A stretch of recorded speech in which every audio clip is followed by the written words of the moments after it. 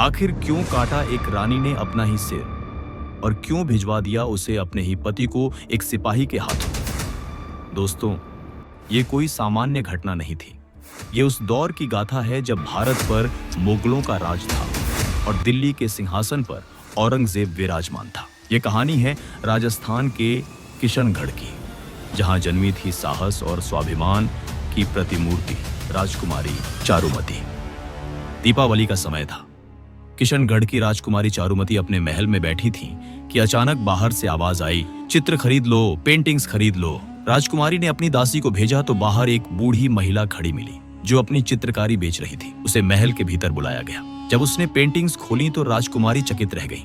कहीं भगवान शिव और गणेश की छवियां थीं, कहीं भगवान राम और कृष्ण की, तो कहीं राजपूत इतिहास के महान राजा सांगा, कुंभा, प्रताप, हम्मीरदेव और पृथ्वीराज चौहान। राजकुमारी ने वे सब चित्र खरीद लिए। बूढ़ी महिला भावुक होकर बोली, राजकुमारी, आज तो आप पर मेरा जीवन कृतार्थ हो गया। सुबह से एक चित्र तक नहीं बिका था और आपने सब ले लिया। तभी उसने कहा, मेरे पास एक और चित्र है, यदि इसे भी ले लें तो मेरा सारा भार उतर जाएगा। जब उसने वह चित्र खोला तो उसमें औरंगजेब का चेहरा था।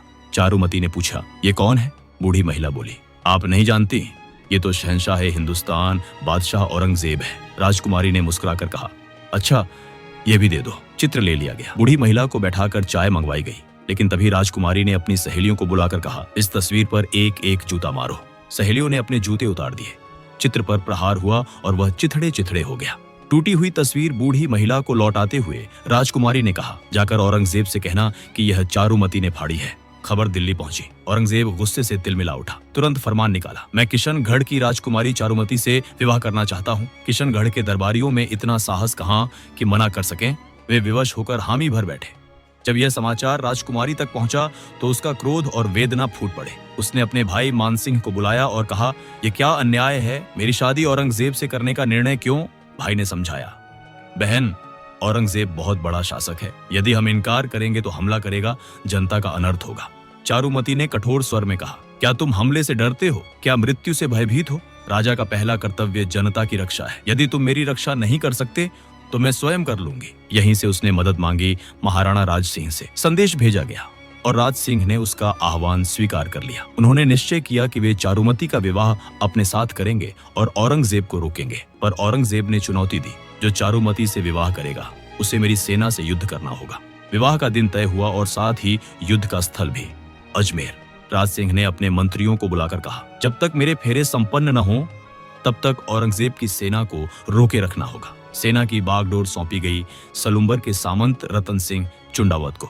लेकिन उसी दिन रतन सिंह का स्वयं का विवाह था। उनकी दुल्हन हाड़ा चौहानों की कन्या, जिन्हें हम आज हाड़ी रानी के नाम से जानते हैं, अभी 16-17 वर्ष की ही थी।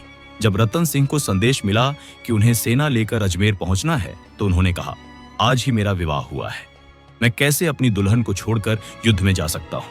यह सुनकर हाड़ी रानी ने दृढ़ स्वर में कहा, शादी ब्याह अपने समय पर होते रहते हैं, पर देश का धर्म और कर्तव्य सबसे ऊपर होता है। मेवाड़ का हरावल सदैव सलुम्बर का सामंत संभालता आया है। यदि आज आप नहीं गए तो आने वाली पीढ़ियां आपको कायर कहेंगी। आपका नाम हमेशा कलंकित रहेगा। रतन सिंह विवश होकर तैयार हुए, परंतु जब वे घोड़े पर सवार हुए तो हृदय दुल्हन की याद से व्याकुल हो उठा। उन्होंने एक सैनिक को भेजा कि जाकर रानी से कोई निशानी मांग लाए, ताकि रणभूमि में उसे देखकर साहस मिलता रहे।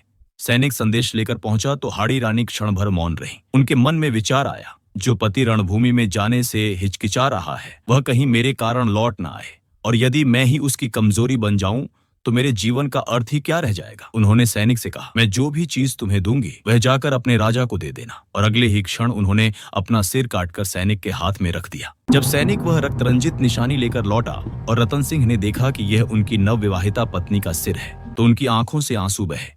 पर उसी क्षण उनमें ऐसी ज्वाला प्रज्वलित हुई कि उन्होंने अपनी रानी का सिर अपने केशों से बांधा और उसी के साथ रणभूमि में उतर पड़े। अजमेर की धरती ने उस दिन देखा कि रतन सिंह गर्जना करते हुए अकेले अकेले औरंगजेब की विशाल सेना पर टूट पड़े। उन्होंने ऐसा युद्ध किया कि औरंगजेब की सेना इंचवर भी आगे न बढ़ सकी। रणभूमि रक्त से लाल हो गई, पर रतन सिंह अंत तक लड़े और शहीद हो गए। इधर किशनगढ़ में विवाह संपन्न हुआ। महाराणा राज सिंह ने चारुमती को अपनी रानी बनाया और मेवाड़ ले गए। कुछ समय बाद वे राजसमंद झील की पाल पर बैठे थे। चारुमती को उस युद्ध की कथा सुना रहे थे। राज सिंह बोले, अजमेर में रतन सिंह लड़ते लड़ते शहीद हो गए। चारुमती ने पूछा, और उनकी पत्नी? राज सिंह की आंखें नम हो गईं। वह भी शहीद हो गई अपने पति को रणभूमि भेजने के लिए। इसलिए आज हम दोनों इस झील के किनारे साथ बैठे हैं। यदि वे जीवित रहते तो शायद हमें यह क्षण न मिलता। ये वही बलिदान है जिसने इतिहास में हाड़ी रानी का नाम अमर कर दिया, जिसने अपने सौंदर्य, अपने जीवन, यहाँ तक कि अपने अस्तित्व तक का बलिदान कर दिया ताकि उनका पति अपने धर्म और कर्तव्य से पीछे न हटे। राजस्थान की धरती आज भी उस बलिदान को गाती है। यही कारण है कि आज भी राजस्थान पुलिस की महिला बटालियन का नाम है हाड़ी रानी बटालियन।